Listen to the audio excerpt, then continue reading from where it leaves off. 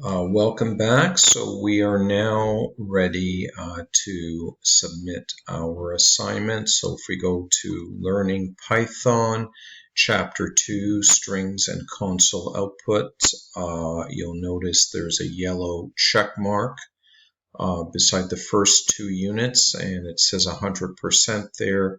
And the rest of Chapter 2 is only accessible with the premium version. Just to remind you how we get there, from the Code Academy.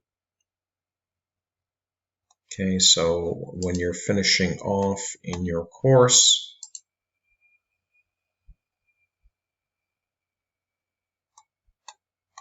you will probably be right here under date and time.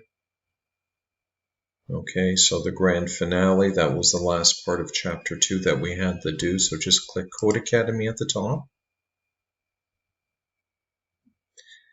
and find your course, Python 2. Close all the other chapters. We only want Chapter 2 open, and that's what you will be uploading a screenshot of. And when you, after you've saved it, you'll find the upload button in the top right-hand corner.